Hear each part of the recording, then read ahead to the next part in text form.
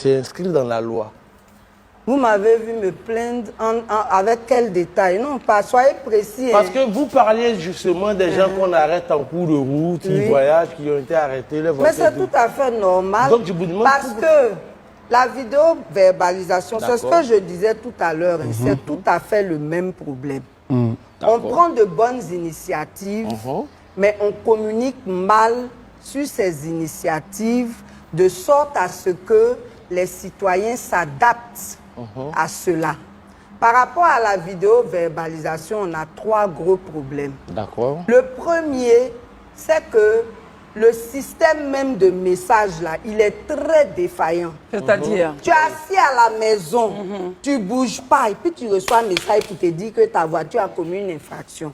À une heure où tu es à la maison, tu n'es pas dans ta voiture. Vous voulez dire que j'ai un collègue. Oui, allez-y. Oui, c'est ce que je dis. Les messages qu'on reçoit ne sont pas toujours vrais.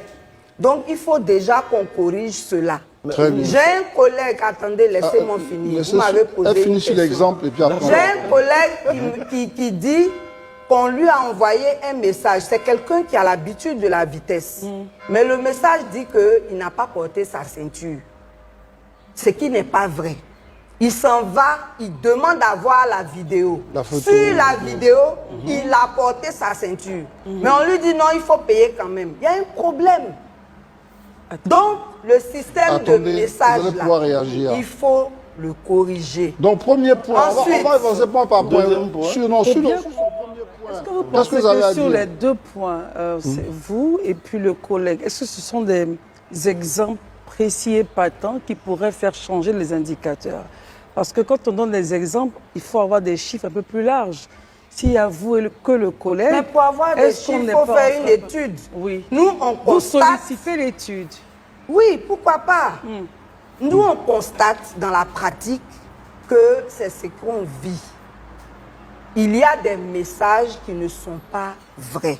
Ça, c'est le premier point. Le second point, c'est que quand on se déplace, on ne se déplace pas au hasard. On a un objectif. Je vais à un rendez-vous, je voyage, ainsi de suite. Les gens m'arrêtent. On me donne ma facture, là, séance tenante, là, on dit de payer. Madame, je n'ai pas... Laissez-moi finir. Je n'ai pas forcément... je n'ai pas forcément les moyens de payer ma facture. Et on me dit que si je ne paye pas ma facture, je ne bouge plus. Mais on compromet... La question fondamentale, c'est de savoir, est-ce que cette pratique est une pratique hors la loi, est un abus, ou c'est une pratique qui est conforme à la loi? C'est à ce moment-là que Daouda, je vous entendre là-dessus. En fait, justement, parce que ce dont vous parlez aujourd'hui, c'est écrit dans la loi sur, sur la voie routière, en fait, en son article 246. C'est le code de la route. Le code de la route, justement. Parce que si vous roulez, que vous avez des amendes impayées, il y a une liste noire qui est mise en place au niveau de Kipix Afrique, de sorte à ce que si vous êtes à 150, 200, 300, moi je paye chaque fois mes factures. Même quand je les vois, je m'arrête, je demande, je suis à combien, on me dit, après je paye, je n'ai pas à payer. Dans ce Donc, cas, madame, est-ce que vous avez un problème particulier avec la loi en Côte d'Ivoire? Parce que c'est la loi. Avoir un problème avec la loi. Laissez-la répondre. Mais pourquoi j'aurais un problème avec la loi? C'est toujours l'application de la loi que nous demandons. Je dis que les gens ont un problème de communication. Cette loi dont vous parlez, cet article que vous avez cité, il y a combien de personnes qui savent qu'il existe? Il y a combien de personnes... Et puis, attendez, maintenant quand on arrête quelqu'un, on arrête quelqu'un qui a un objectif dans son déplacement.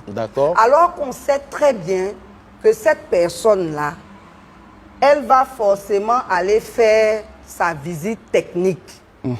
Et là, on pourrait la bloquer selon vous. Et c'est le moment, selon vous, de la bloquer. Oui, mais on informe. Parce que même pour la visite technique, on s'était plaint.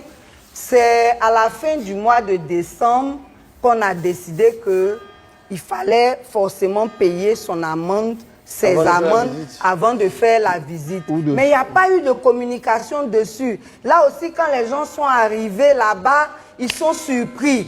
Très bien. Et voici un Voilà, communiquer, c'est tout ce qu'on demande. Permettons aux autres de réagir. Attendez, permettons aux autres de réagir. Allez-y, Christelle. Marius, vous voulez dire quelque chose là-dessus? Non, vous, mais vous devez pouvoir dire quelque chose là-dessus. j'ai écouté ma très chère sœur Pulchéri. Mais là, on oublie qu'on est sœurs et frères. Mais de toutes les façons, on ne est pas vous en faites pas. De toutes les façons, la société civile est guidée par des principes. Et nos principes, c'est comme dans le monde journaliste. Vous avez donc ce qu'on... La confraternité. Vous avez ce que vous appelez les principes de confraternité. Chez nous, c'est les principes de solidarité.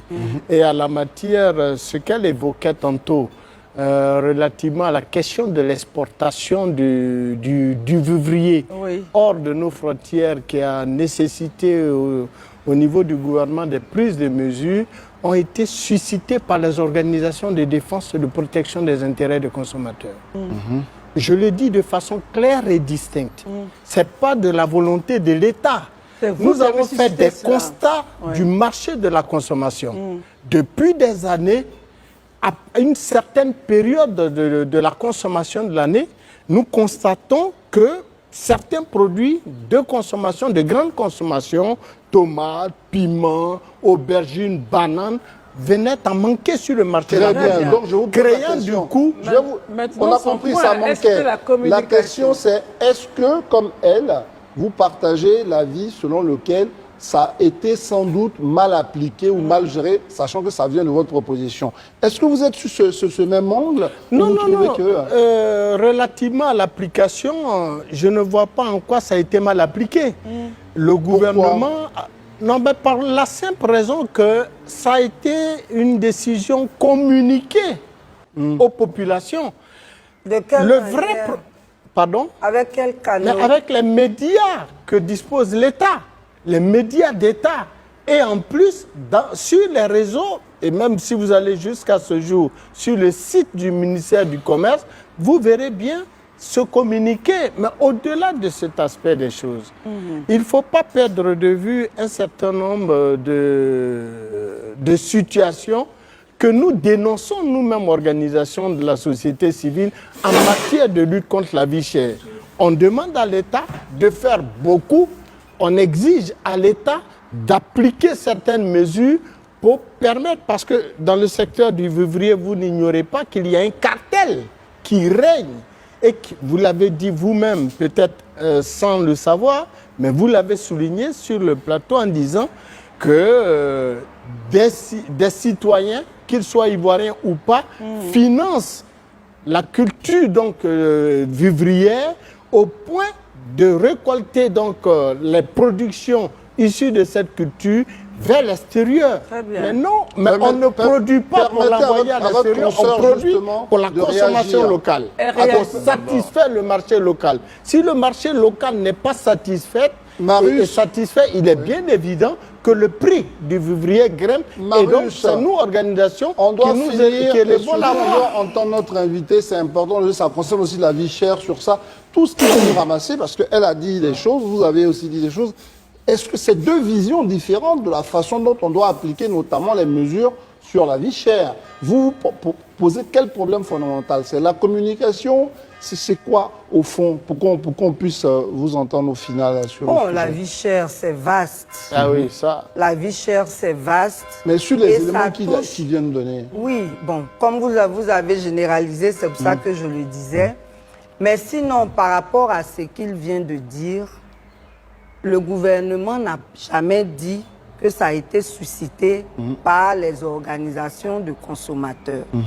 Et nous qui sommes dans le peuple, les gens même se plaignent souvent de l'inertie des organisations de consommateurs. Donc, si les organisations de consommateurs ont fait des propositions, il serait bien que cela soit su. C'est le facteur climatique uniquement qui a été évoqué dans le communiqué. Donc nous, on s'en tient à ça. On s'en tient à ça. Voilà. La deuxième chose, c'est que par rapport à les canaux les médias publics là, C'est sur ça c'est qu'on pas voulait vous tout le écouter. monde qui les suit. Nous, quand avant, en 2022, on a créé un groupe de travail avec le Comité national de lutte contre la vie chère et la FENACSI, la Fédération des commerces.